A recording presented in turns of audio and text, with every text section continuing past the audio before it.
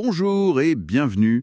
Aujourd'hui, on plonge dans les idées d'un guide Construire une entreprise qui prospère. Il est basé sur le travail de Donald Miller, le fondateur de StoryBrand et Business Made Simple. Et vraiment, le projecteur est mis sur la clarté. La clarté comme moteur de croissance. Absolument. Alors notre but, c'est de ressortir les stratégies clés pour bâtir une entreprise où tout est limpide. Le message, l'offre, le fonctionnement. Et toujours avec le client au centre et une mission forte derrière. Oui. Il y a une idée assez forte qui ressort tout de suite. La clarté serait plus importante que la passion pour réussir. Qu'est-ce que vous en pensez C'est vraiment le cœur du réacteur, si on peut dire. Le guide soutient que, en fait, beaucoup d'entreprises échouent par manque de clarté. C'est criant. Et la proposition, c'est un vrai changement de regard. L'entreprise, ce n'est pas elle le héros de l'histoire. Ah oui? Non, le héros, c'est le client. L'entreprise, elle est là comme guide D'accord. pour aider ce héros. Ça change fondamentalement la posture. D'accord. Commençons par la base alors, la mission. Le guide donne une formule presque trop simple. Nous aidons tel groupe à résoudre tel problème pour qu'il puisse obtenir tel bénéfice. Oui. C'est très direct, mais est-ce que ce n'est pas un peu réducteur parfois face à la complexité de certaines activités? C'est une bonne remarque. Mais le guide argumente que c'est justement ça sa force, cette simplicité. Sa force a une clarté radicale et ça devient l'étoile polaire, pour toutes les décisions. D'accord. Et de cette mission découle le besoin absolu de clarifier le message principal. Miller le dit cash, si vous embrouillez, vous perdez. C'est clair. L'objectif, c'est qu'un ado comprenne ce que fait l'entreprise en 5 secondes chrono. 5 secondes, d'accord. Et pour ça, il y a le cadre StoryBrand qui est mis en avant. Exactement. En gros, un héros, le client, qui a un problème, il rencontre un guide, l'entreprise. Oui. Le guide lui donne un plan clair, l'appelle à passer à l'action. Voilà. Et comme ça, il évite l'échec et il atteint le succès qu'il cherche. C'est ça. Et ce qui est vraiment intéressant, c'est comment ce message doit se retrouver dans le produit ou le service lui-même. Ah oui, comment ça?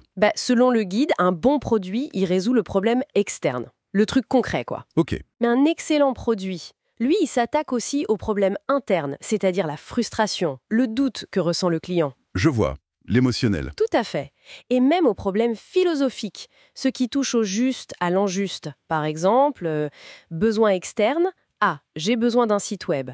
Interne, la technologie, ça me dépasse. Philosophique, les petites boîtes méritent d'être visibles en ligne. D'accord, toucher les 3 niveaux. Oui, c'est ça qui crée une connexion bien plus forte en fait. Ok, donc message clair, produit aligné. Et pour attirer les clients alors, comment on fait ça simplement? Le guide parle de marketing. Oui, il appelle ça le marketing made simple, une sorte de machine bien huilée en 5 étapes. Voyons voir. Premièrement, créer une ressource gratuite, un lead magnet comme on dit, un truc de valeur offert contre l'email. Classique mais efficace. Deuxièmement, collecter ces emails avec un formulaire simple, pas de chichi. Troisièmement, envoyer une séquence d'emails automatisée. D'abord bonjour, puis de la valeur, et enfin l'offre. Logique. Quatrièmement, faire une offre directe, facile à comprendre. Et cinquièmement, mesurer, toujours mesurer et ajuster. D'accord. Un système pas juste des actions ponctuelles. Exactement, prévisible, c'est le mot. Plutôt que des coûts marketing un peu partout, sans fil conducteur. Et j'imagine que cette clarté, elle doit s'appliquer aussi à l'intérieur de l'entreprise, au fonctionnement. Oui, absolument, c'est crucial. Pour que ça infuse partout, le guide propose un système de gestion là aussi, très épuré.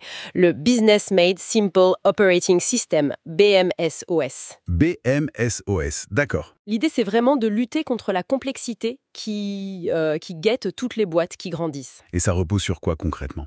Sur des piliers simples. Mission claire, rappelée tout le temps. Rôle bien défini, chacun sait ce qu'il doit faire. Maximum 3 objectifs clés par trimestre. 3 seulement? Oui, pour focaliser l'énergie. Ensuite, des processus clés qui sont simplifiés au maximum. Et enfin, des réunions hebdo très courtes, 30 minutes max. Ah oui, ça c'est bien. Et focus sur qu'est-ce qu'on a réussi, où sont les blocages et quelles sont les priorités pour la semaine. Très concret. Très pragmatique.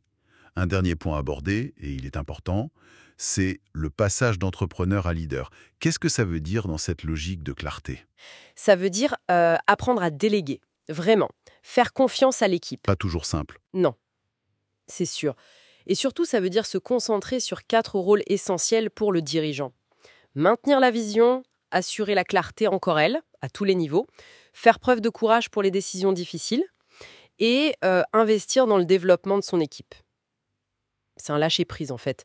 nécessaires pour que l'entreprise puisse grandir. D'accord. Donc si on résume, En résumé, oui. Ce que ces idées montrent, c'est que la clarté, ce n'est pas juste une bonne idée, quoi. C'est l'ADN d'une boîte qui veut durer et prospérer. Simplifié et toujours recentré sur le client.